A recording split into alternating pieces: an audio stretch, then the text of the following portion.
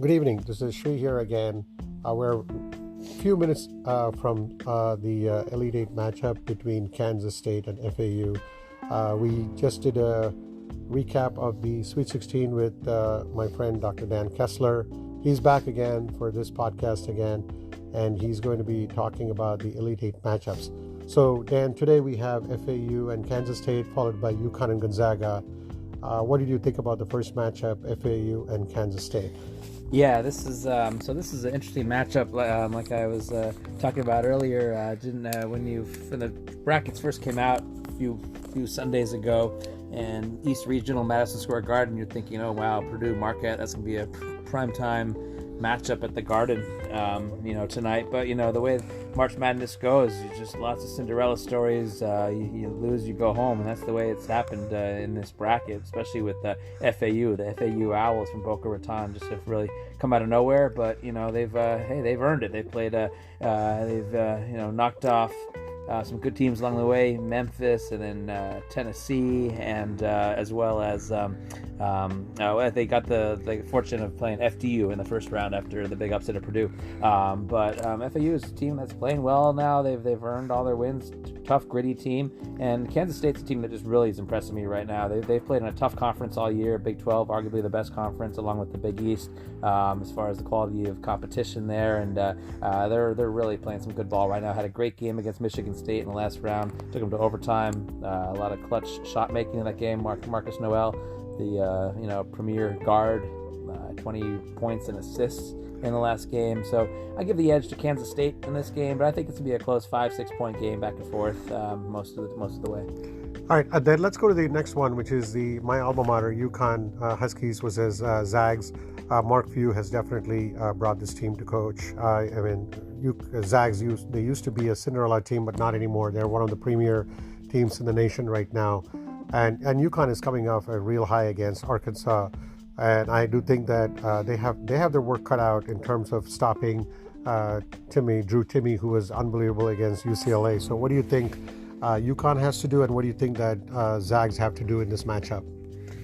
Yeah, I think the key to this matchup, I watched the whole last Gonzaga-UCLA game as a UCLA alumnus. I watched that entire game, and I think it's interesting. Against UConn, I think Timmy's not going to be able to do as much as he did against UCLA. Well, in fact, I know he's not going to be able to. So I think they're really going to have to rely on the other players from Gonzaga have to step up. Timmy, I don't see him getting maybe more than 22, 23 points in this game. I think the outside shooters, their three-point shooting is really going to have to step up. Get it to Timmy in the post, double team, and then kick it out to the three-point shooters. They're going to have to really come through. Whereas Timmy scored 50% of the points against UCLA almost. And then against UConn, I really think this UConn team is just getting better and better with each game. They've come to play in this tournament. When I saw them play early in the year, they have all the talent in the world. This is a team that's built to go deep into March Madness with their size, athleticism, their outside shooting, and their defense. So they're really built to go far. This game, I think it's going to be close once again, but I give the edge to UConn in this game. Yeah, I think as an alumnus, having watched most of the games for UConn, I do think that they're really firing on all cylinders. The good news is they have not lost a single game outside of their conference. But they are running into a very solid, well-coached team, the Zags, who also came back against UCLA being down 11. So I think they have their work cut out for them. Let's go to the tomorrow's matchup, which is Texas and Miami. Both teams who have been playing really solid. I would say March Madness ball. And Texas beating Xavier, Texas beating Penn State, and Miami coming off a huge upset against Houston, and then beating a very, very good Indiana team as well. So what do you think that Miami has to do versus Texas? Yeah, so this is a game where, man, if I saw this matchup on paper without knowing this is March Madness, I would think this is the Sugar Bowl or something. You got Texas, Miami, not teams I'm used to seeing deep in the Elite Eight in March Madness, but hey, Texas has become a pretty solid basketball team over the years, and Larinaga's done pretty well down in Miami ever since leaving George Mason after he got that team to the Final Four. Now down in Miami, and built some pretty nice teams there over the years. So this is, I think these are two very similarly built teams. I've watched a couple of their games each.